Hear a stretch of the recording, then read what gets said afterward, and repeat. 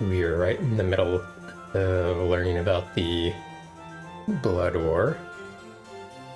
I'm a little worried that he might get pissed off at us if we go down the wrong conversation path here. Let's see, did you eat anything nice? Honestly, not really. I had like a very bland shake type thing to just to get some calories in. Describe the Tanari. The man nods. The Tanari pay better than the Byattsu, but you need to be two-faced or three-faced and have a bunch of eyes sprinkled all over your body, because you can't ever turn your back on them. They're chaos. The ones with whim and whimsy in their hearts, trust or upholding their word, aren't high on their list. Go on, he sniffs then shrugs. They don't care what happens so long as something happens and is evil. Mostly they attack the Byattsu to keep them from killing each other. Or sorry, no. Mostly they attack the Byattsu to keep from killing each other. Okay, tell me about the Byattsu. He nods. They don't usually pay as much as the Tanari, but they don't break their written word. And they're smart though. Several hundred-fold smarter. And they've been making contracts since time began. They know how to peel someone with their words. They do. Sign, and most likely you'll be peeled and hung to dry in their legions. They plan like bastards. They put more thought and preparation into a single strategic skirmish than most human armies devote to an entire campaign. He sniffs and scratches at his chin. They usually assemble their forces on Avernus, the first layer of Beator. What's Avernus like? Avernus? He grimaces as if recalling the place caused physical anguish. 'Tis inhabited by the damned, and those that prey on the damned. The red-flecked lands of noxious wastes and blistering fires that scream across the landscape. That was my taste of Beator. The lair of Avernus. Terrible place. What sort of forces serve in the Blood War? All sorts. Aside from various mortal Burks from across the plains, Abishai, Cornugans, Lemures, and Napurbo, Succubi, the list goes on. Tell me about the Abishai. They're the grunts in most Byattsu armies. There's different sorts, black-scaled ones being the weakest and most common. What about Cornugans? Cornugans are dead. Dead hard. Cornugans are dead hard, Cutter. It's rare to see more than a few of them together, though sometimes they form bands of elite troops. Usually they lead lesser forces like Abishai and mortal mercenaries into battle. About Lemures. Lemures are these things that look like melted people. Annoying little sods that regenerate even as you're killing them. They're oblivious to danger or pain, so will never run away from a fight. Mostly good for dying on the front lines and not much else. What about the Napuribo? Fat little pikers that have these tiny heads. Deaf, dumb, and blind. They exist to die on the front line. Hard to kill too. Even the most wee bit of them will grow back to a whole one if you let it. What about Succubi? Tanari, lovely, but dead evil they are. They seduce mortals to try and drag them into the abyss. He nods to fall from grace. No offense, milady. None taken, you're quite correct. Oops. Did not mean to end the conversation.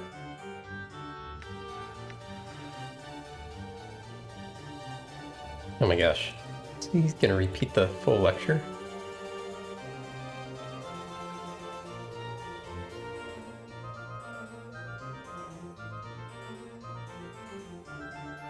So you'll tell me no tales. Alright, 1.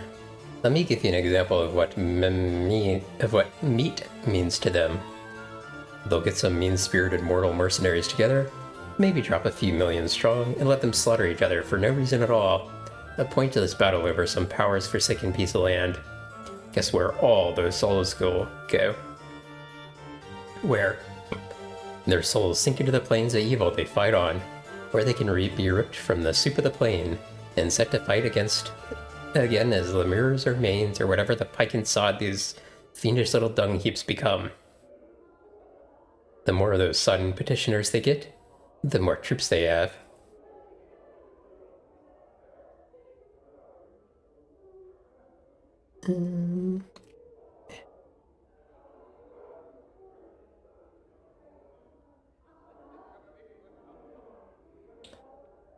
There was one thing I could ask him about here. Are you alright? You seem pained. The man smiled sadly. Aye, listen, Cutter. I'm no priest, nor would I want to be one. But hear this. Keep evil out of your heart. When you die with evil in your heart, your spirit falls into the lower planes, where you become a petitioner. Any guesses what happens then? Petitioners in the Abyss and Beator get twisted into foot soldiers and get to fight in the blood war for all eternity. He chuckles, shaking his head. So that's the darkest to the why the Beyatsu and Tanari try and corrupt all they touch, because they need more troops. Heed this. Keep evil far from your art, Burke. Okay, let's ask him how he survived, I guess. A woman named Rashika told me that you had to murder your own men to escape.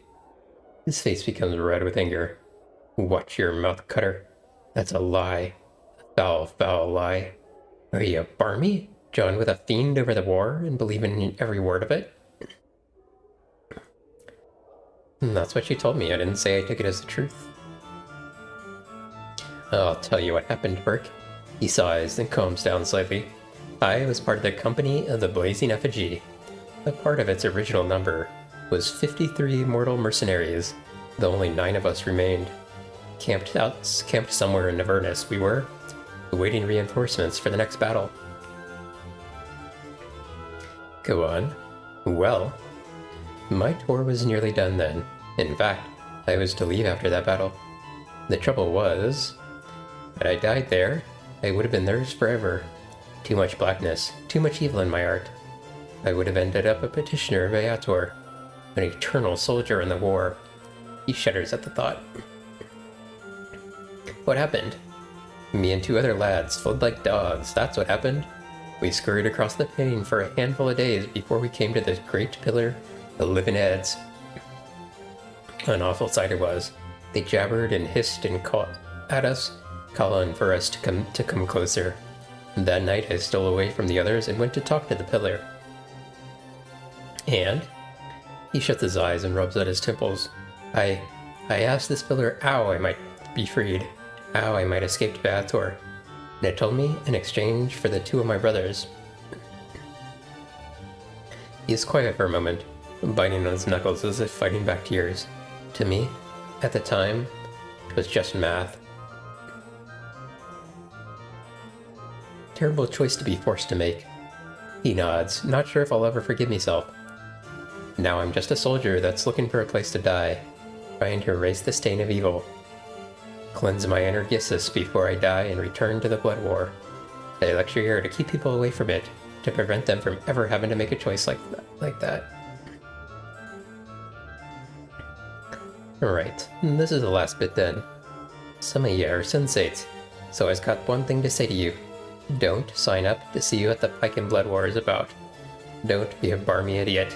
Use a sensory stone if you guts to know. But stay the elves away from anything trying to do the blood war for real. 'Tis just not worth it. For a moment, a look of great pain crosses the man's face. It looks as if he's going to weep. Not worth it at all. That's the end of this session, so farewell. I want to see what happens if I accuse him of murdering them real quick.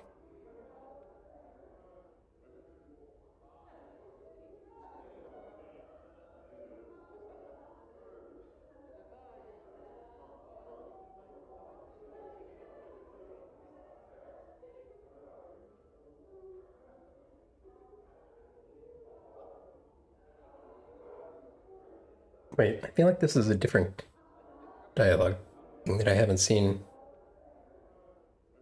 How do you survive the blood war? If any part of the war rolls your way, let your imagination give your bum a kick and run as far as and fast as you can. If you can't run, then lies really still and pray it passes you by. He pauses for a moment, except there's no place it don't touch, and there's almost nowhere you can run to get away from it. If there's nowhere to run, why aren't there fiends fighting in Sigil? Ah, now Cutter, look, they have fought here, a few times. Sometimes we get a little spillover from the blood war. Our Lady of Pain, bless her steel-ridden heart, puts out the fires. Some of the time, he sneers.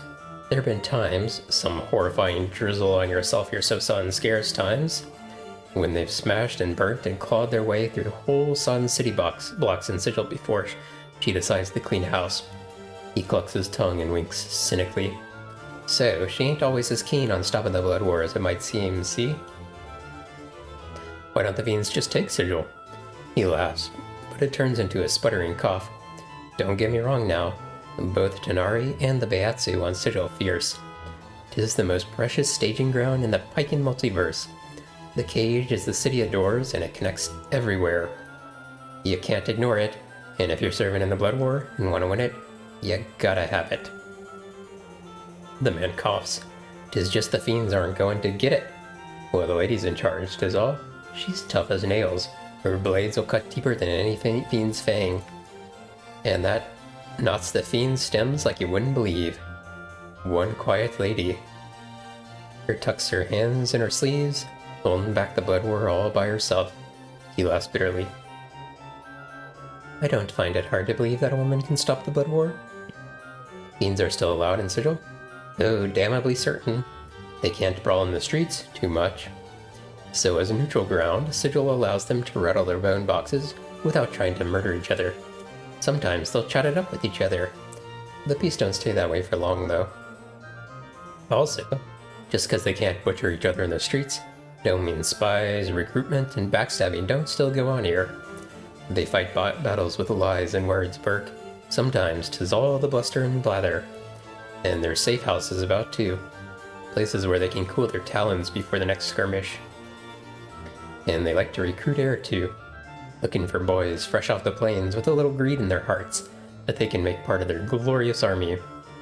He stops speaking to peer closely at you. Mayhap they recruited you once, eh, Cutter? You look like you've tasted the war. Perhaps. The war leaves a scar in you, Cutter. You know. And you never want to go back. Your temples begin to throb painfully as you consider the man's words. The memory begins to surface. The lecture hall begins to fade from view as terrible visions begin to seep up from the base of your mind. Visions of a place where seasons are like nothing you've ever felt, or heard, or tried to shut out. A place where prayers go unheard, falling like stones to earth. Vein-colored lightning flashes across things that were once sky, but now boil beneath their feet and scream when you brush against them. You run at the head of a large band of men, passing through dark canyons where the wall quivers moistly and beat like a heart, wearing only your own blood as clothing. At last, you stand in a place where the ashen gray terrain slithers like a mass of snakes, coiling around your ankles and whispering your evil to earth. You march endlessly, silently, through this colorless land, where fatigue seems to live, and you hunt like a shade over the wastes, whipping you with despair. In time, you and the ragged men who follow you come upon a hag sitting upon a mound of gigantic, writhing larvae, poking at one of the slime-colored things with a broken talon. You indicate for one of the men to run forward and speak to her. The hag's grating voice carries to your ears. I would speak with him, she said, then cackled. Her eyes gleam as she points you out to the man. The handsome one that leads your ragged column. I would speak with him. And that is all you can recall. Cutter, you feeling alright there? Yes, I'm fine. So do the fiends recruit often? He nods grimly. You can be sure of that. Sigil's the best source of fodder on the plains. Beats milking planets, all the prime inhabitants. Too much work. Any more advice on surviving? Aye. Whatever you does, don't talk about the blood war to any fiend, or any Dave or Archon for that matter. Just don't talk about it, period. Because you never know who in the hells you're really chatting with. And all of them get mighty touchy when you bring up the war. It's their reason for living. Anything else? He nods. Don't go through any portal unless you're piking sure you know where it goes. Maybe you haven't heard tales of clueless planeswalkers stepping through a portal and ended up smack in the middle of the Blood War skirmish? Know why you haven't heard of them? Because those Sarlods are dead, dead, dead. And whatever you does, never sign up for a tour of dirt duty, no matter how much jink they flash in your mug. Certain death and signing on for a tour of the Blood War are the same thing, Cutter. Chances are, when you sign up, they peel you so your tour duty is till time grinds to a halt. Even death wouldn't be a release, because then you sink into the lower planes and get dredged back up as something worse than before. Then they got their talons on you for all eternity.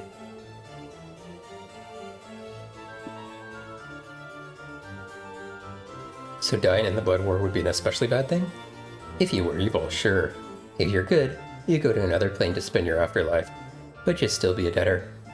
Now for me, I still got a lot of evil to wash from me soul, so if I died in the lower planes, they would have me locked, stuck, and barrel. Go to another plane when you die? Can you explain that? Go talk to the other death lecturer if you want dark on that. I can't explain it as well as he, though he's twice the fool, and might scald you with the hot Aurorian from his mouth. How would you get out of a tour contract? Unless they don't want you, you don't have much chance. I never heard of it being done with mean-spirited recruits, or somebody they really wanted to keep their talons on. Outwitting a Tarnari is risky, but can be done. The Beatsu are much more dangerous with their contracts. You sign one of those, you're damned for life. You might try a little garnish, try and daub them, and they might let you make a run for it, but where would you go? And there are so many L's.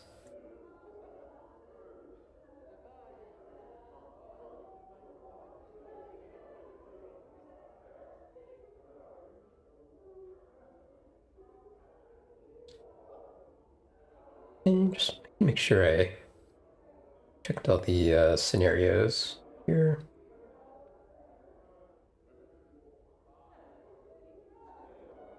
Okay. I think we got everything.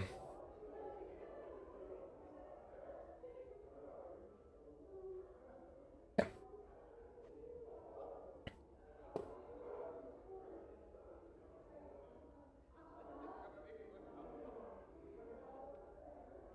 Anybody in here? These just look like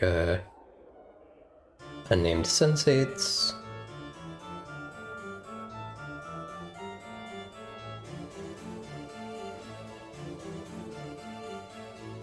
I didn't realize there was a door in this area here. Kisai came over here.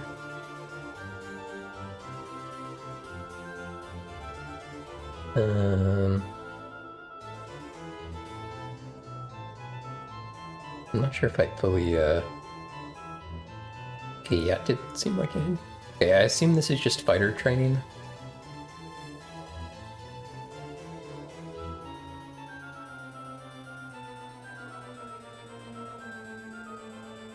Okay, yeah, I could switch to fighter if I wanted to. Okay, I have 3 edged weapon slots, which is as much as I can get. I think actually that might just be the most I can get. I can't remember if how many proficiency slots you can get is based on your level or based on your specialty. And I specialized in mage at both points. I think it might be based on the specialty. Done. So I don't think I can ever get higher than 3. I do have some additional things I could like get up to 3 in fist if I wanted to. And then I think down here, we've already spoken to Eli before. We actually found him outside and he came in here, so he'll turn you into a thief if you want.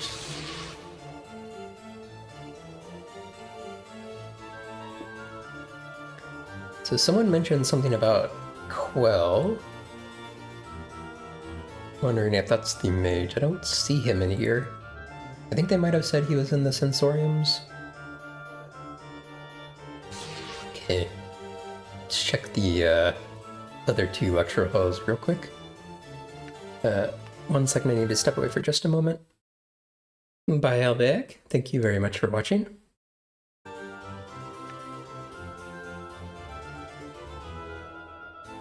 Okay, so there's two lecture halls here that we can talk to people in.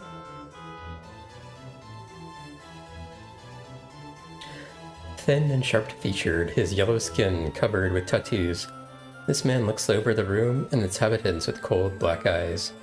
He appears to be giving a lecture.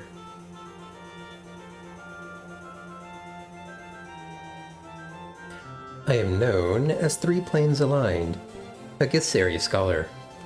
If you are here for my lecture, it begins in a few moments.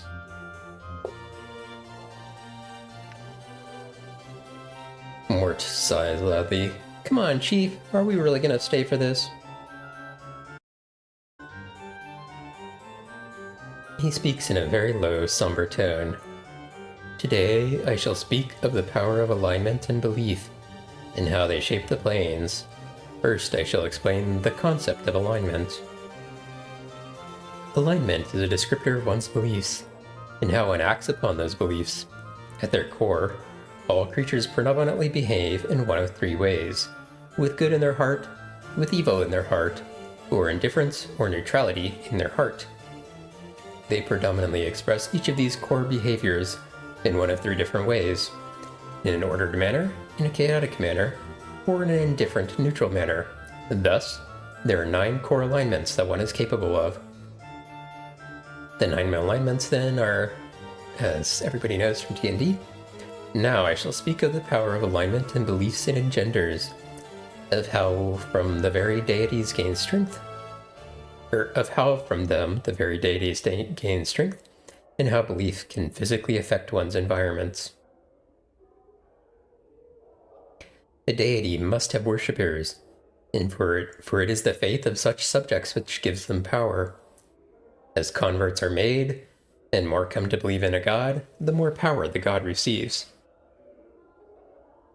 Conversely, when no one believes in a deity, it withers and dies, joining the corpses of other gods that float on the astral plane.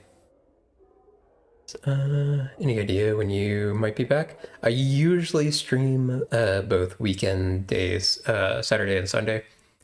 I didn't stream yesterday this weekend, but that's typically my schedule, Saturday and Sunday.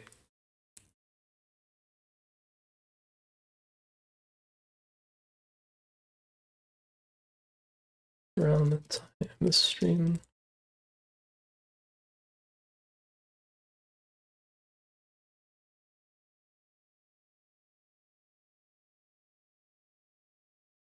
I've considered trying to stream Monday after work, but I'm usually too tired to actually want to. Conversely, when no one believes in a deity, it withers and dies, joining the corpses of other gods that float on the astral plane. It is thus possible to slay a deity by simply forgetting about them. A much more striking example of the power alignment, belief, however, can be seen within the slighting of gate towns. First, though, I would define gate towns. Gate towns are towns on the Outlands, the largely neutral area which Sigil spins over the center of. They are called gate towns because they are built around a permanent gate, or portal, to one of the outer planes. Each of those outer planes has its own alignment. The Abyss is chaotic and evil, Beator is lawful and evil. Mechanus is lawful neutral, Mount Celestial is lawful and good. The Outlands again are true neutral, leaning to neither law nor chaos. Sliding occurs when there is a high concentration of belief in an area of differing belief. When this occurs, the area of itself will move, or slide, to a plane that matches the new belief. Now the gate towns usually have a strong belief that matches the outer plane beyond the portal, but the belief is not yet strong enough for the town to slide from the outlands and into the outer plane. For example, the town of Ribcage borders the portal to the lawful evil plane of Beator. As expected, the residents of Ribcage are largely evil residents, but the entire town's alignment and beliefs are not strong enough so that Ribcage will slide into Beator. For example, Ribcage might one day see the sudden rise of a lawful evil order of clerics, promoting their dark beliefs and converting many citizens to the worship or their lawful evil god. Were this to occur, then there would be a good chance that the town would slide off the neutral outlands, becoming part of the lawful evil plane of Beator. Whole layers of planes may move this way. Thus, many wars are wars of belief and faith by necessity. They are tools by which territory is obtained and held. This, then, is the power of alignment and belief to shape the planes. This session has ended. May belief guide your actions and shape the planes to your will. Farewell, all of you. Okay. Seems like he lectures, but doesn't give us a chance to ask questions. One more lecture hall. Sip some coffee before we start this.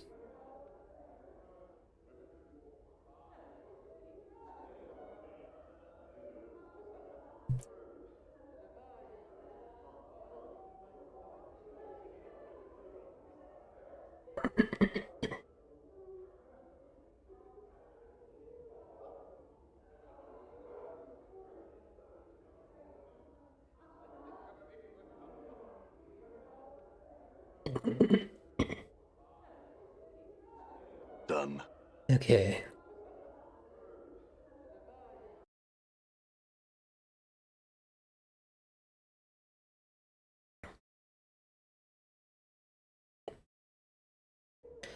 Right.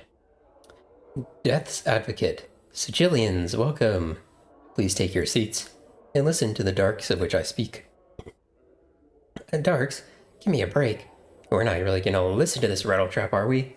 Come on, let's go find some sensei chits that have never had the pleasure sensation of never had the pleasurous sensation of tasting the fiery passion of a skull's lips.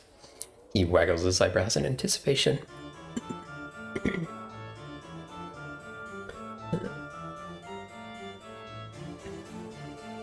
One sec.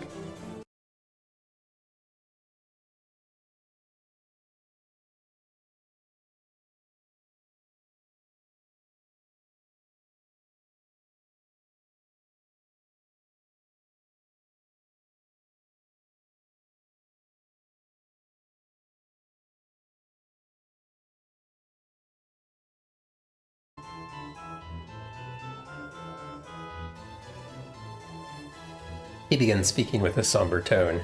Death. It is what awaits you at the end of life's journey. He coughs slightly, then raises his eyebrows dramatically, waving his hands at the same time. Death is not an end, but a beginning. Mort whispers, beginning of more suffering. For when you die, you shall not cease to exist. No, far from it. The outer plane shall welcome you to their breasts. There, a new life, one such as you have never known, awaits you there.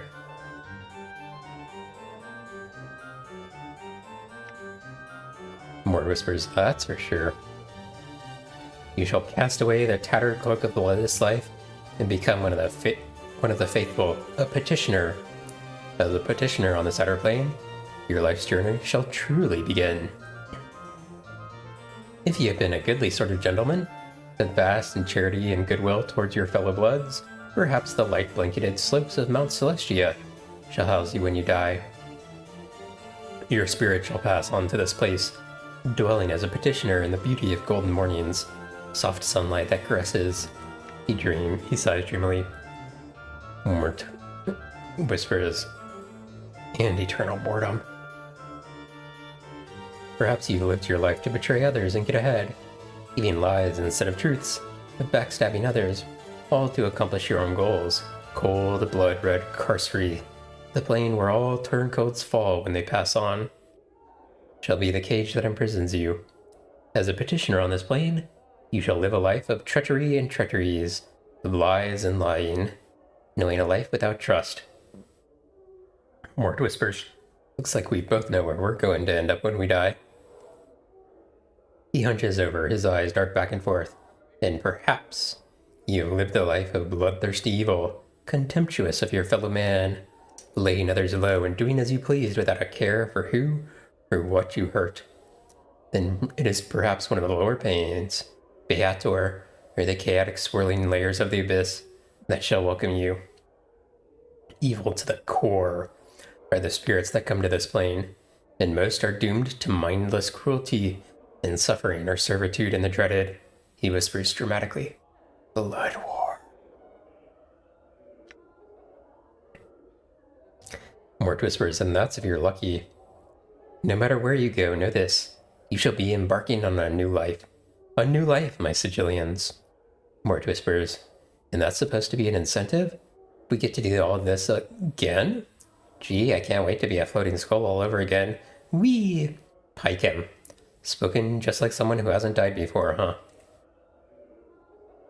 You shall be able to start anew without the burden of memory or your past life. Your sole goal, if you will, he smiles at his humor, is to merge with this new plane that you are on, becoming one with the ideals and the very substance of the plane itself. You shall be one of the inhabitants, the petitioners on this plane, or ideally, one of the building blocks upon which the plane is built. It is the goal of all petitioners. To accomplish this goal, he claps his hands together for emphasis, must hold to your ideals. Oh, this is one big steaming load. Your ideals, good or evil, law or chaos, or somewhere in between. As you approach the alignment of the plane, your journey will end as you become part of the plane itself. 'Tis a glorious existence, my Sigillians. And that is what awaits you after death, my audience. Have a care as to how you live your life, but to know that it is not oblivion that awaits you. Mort says aloud, what wash? The speaker's head turns to face Mort, frowning slightly. He leans out, trying to see who spoke. A question? A question from one of the living, perhaps? Mort ducks below the lecturer's field of view, then turns to you and whispers, Go ahead, Chief. Tell him the dark of it. What's a petitioner? A petitioner is what you become when you arrive on this new plane after you die. As a petitioner, you forsake memory and past life, focusing solely on your new one. And the goal of this new one is to merge with the plane. Very good. It looks as if some of my words actually sunk into that skull of yours. The audience chuckles. And a petitioner die? He looks uncomfortable at this. Well, yes. How? He looks a little more uncomfortable. Well, through anything normal means, really. Great, another death. Sign me up. And there's laughter from the audience. The speaker looks angry. What happens when they die? Well, you merge with the plane. What if the petitioner dies on a plane other than their home plane? He looks very uncomfortable. Well then that is the end of life. But no petitioner wants to leave their home plane, friend. He looks around, realizing he is in a trap. To do so would be oblivion should they die, really. Why do petitioners lose their memories? He raises an eyebrow. Many pardons? What? Well, you know, who wishes to be burdened with such things as memories? The audience murmurs, I do. The speaker smirks. Looking at you, sir, I cannot begin to wonder why. The audience chuckles. Okay, so why do they lose them? He frowns, begins to say something, then stops. After a moment, he continues, choosing his words carefully. I imagine that it is because you must start afresh, your petitioner's soul pure when you arrive on the new plane. And why should you have to do that, when all your life experiences have determined the plane you end up on? Well, I don't know. He becomes slightly angry. You have a better answer, my friend? Perhaps one you can share. I don't remember where or when, but I seem to recall having heard that memories drift on the astral plane as memory cores. An audience member shouts out, "He's right!" The speaker turns to face the audience member. Eh? Well, perhaps he is. Well then, the question becomes, is a lifetime of memories more important than living life again? Then it's simple enough. Don't die, friend.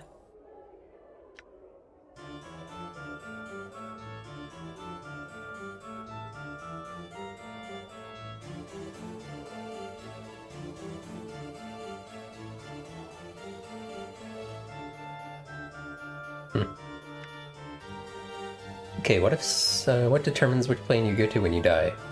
Your alignment, of course. Good people are destined for the upper planes, and bad people are cast into the lower planes. He rolls his eyes, clasping his hand to his heart dramatically. May the powers have mercy on their souls. What about the neutral folks? He raises an eyebrow. An excellent question. Excellent. Turns to the audience, raising a finger. The answer is this. A spirit that has lived a life of complete neutrality, with no leanings towards good or evil, becomes a petitioner on the Outlands, the lands that encircle Sigil. They are destined for no plane except the land that lies right outside our sky, and of which the spire is a part. What if someone can't die? He laughs. Nonsense, nonsense. Everyone dies, friend. Even gods die. Alright, I'm gonna come back to that one. Explain alignment to me. Forgive me if I did not explain myself for all my listeners. Alignment is your spiritual leanings. Good or evil, law or chaos. Alignment is the way you behave. And it is of consequence. The way you approach life determines your destination when you die. The Dustmen say that this life is where we end up when we die. He chuckles derisively. Some members of the audience chuckle as well. There are countless petitioners, my friend. Dustmen among them, who would disagree with their philosophy. Tell me about the Blood War. Have you not heard of this, clueless one? The war between the Beiatsu and Tanari? I do not have the centuries it would take to describe the conflict. Seek out another, for that is not what this lecture is about.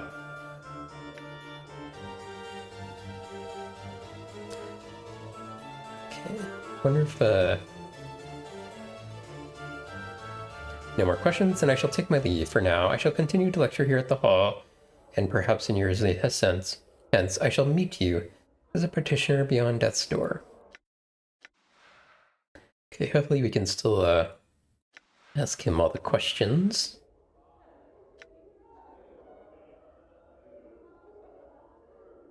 Looks like we have to listen to the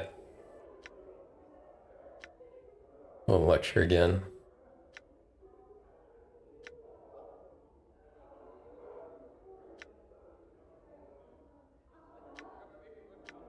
Okay, yes, question.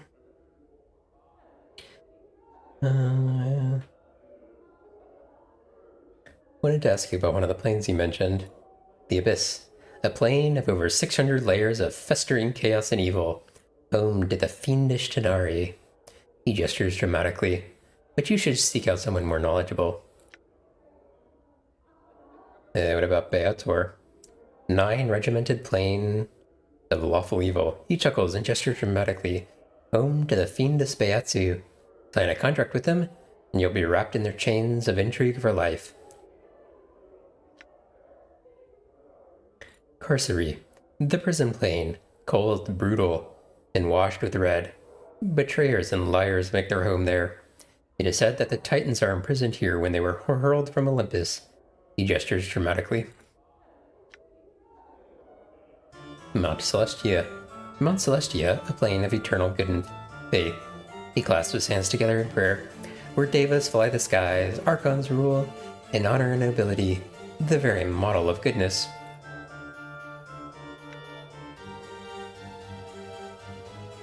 Suppose someone can't die. Well then, based on what I've said, you would never reach the outer planes and never become a petitioner. I can't die. Oh, truly, look, everyone, a rare treat. One of the great immortals has graced us with his presence. Greetings, O immortal. The audience laughs. I can prove it. Oh, do, oh, do. There was more laughter from the audience. What sport? Take heed, my audience.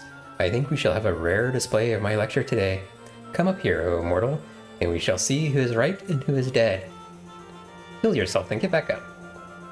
The speaker turns white at this, taking a step back. By the powers. I think it's only fair that you prove your point now. Yeah? The audience watches in morbid fascination. Well now, go on. Die. Here. Now. Prove your words to be true. Embrace your life as a petitioner. He gulps.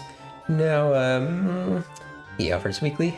I must confess that I'm not quite ready to depart this life just yet.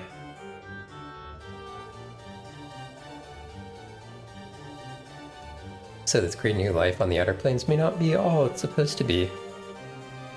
He's aware of his hypocrisy, but is afraid of the alternative. Perhaps not. He glances at the audience. Well, certainly not now.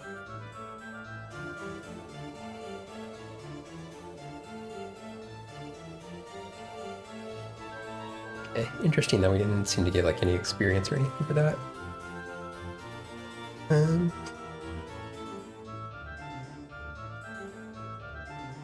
It seems like there's multiple doors here, but they might go to the same place.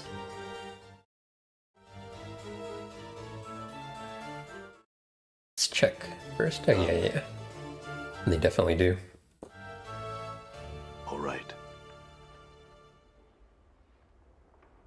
Okay, Fest Hall Room Clerk. Are these the... Okay, these are not the sensoriums. These are the dormitories.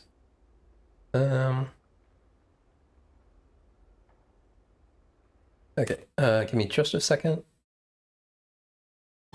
Alrighty. Fest Hall Room Clerk. The attractive young woman smiles pleasantly. Something I might help you with, sir? How could I get into one of these rooms? You'd have to be a member. Could I rest here? The Civic Festival often rents out any unused chambers. By the evening, you could certainly rest there should one be available. Shall I check? Okay, and rest here for a small fee if we want. We don't really need to rest though. Anything that we can like look at here? An oil painting of a young woman. The subject of this portrait is only vaguely humanoid. Small enclosed courtyard light outside the window. A large ornate bathing tub.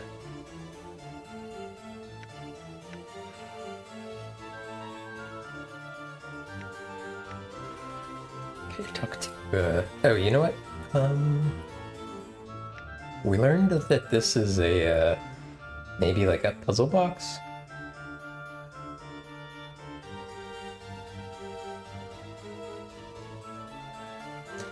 You bend, twist, and rotate the toy's various points of articulation, noting that the limbs suddenly often revert back to their original position. Finally, as you bend its left knee, the toy makes an odd pop and shudders in your hands. Okay. I think we, Okay. This does lead to something, but it's also like the least interesting part of the game. So I'm wondering if I should do it now or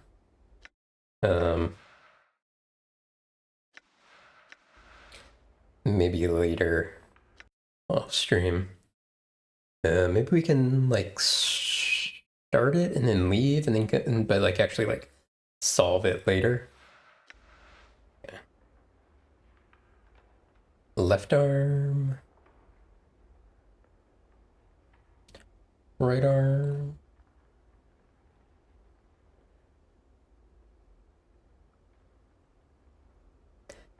Okay, so left knee is how we start with. Left Left knee, left wing, left knee, left wing. Hold on, I'm gonna write this down. So I don't have to try and remember it. Left knee, left wing.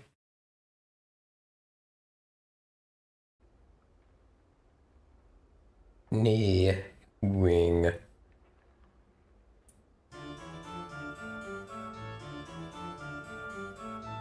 Right wing.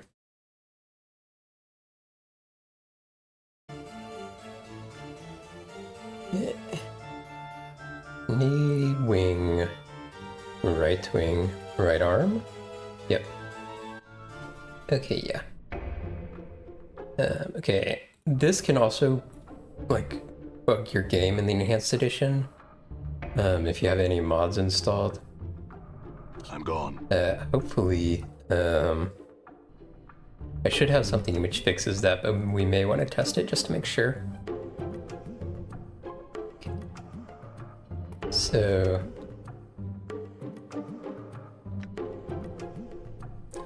we can go south, or we can go north.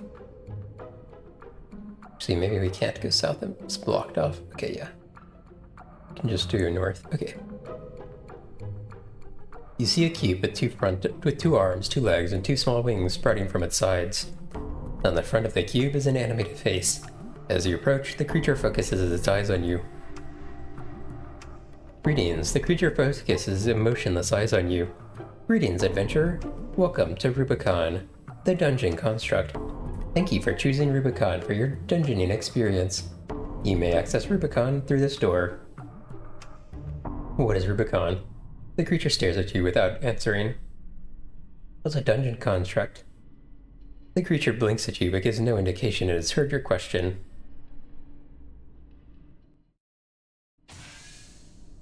You see a mechanical man with pale green skin. Though it is obviously a construct, it does have an animated face which is scowling at you. Greetings, die in the name of the evil wizard. The creature brandishes a weapon at you. What evil wizard are you talking about? The creature stops waving its weapon and pauses to think for a moment. The one that doesn't exist until you set the Rubicon dungeon construct to hard difficulty level.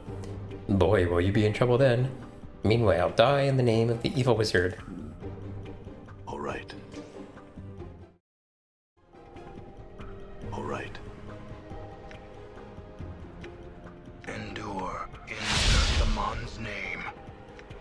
I hear your We'll words. buff up real quick. Got an ad coming up shortly, by the way. I will hear you. There cannot be two skies. Balance in all Yes. things. In Saman's name. Oh, yet it rings of Mechanus.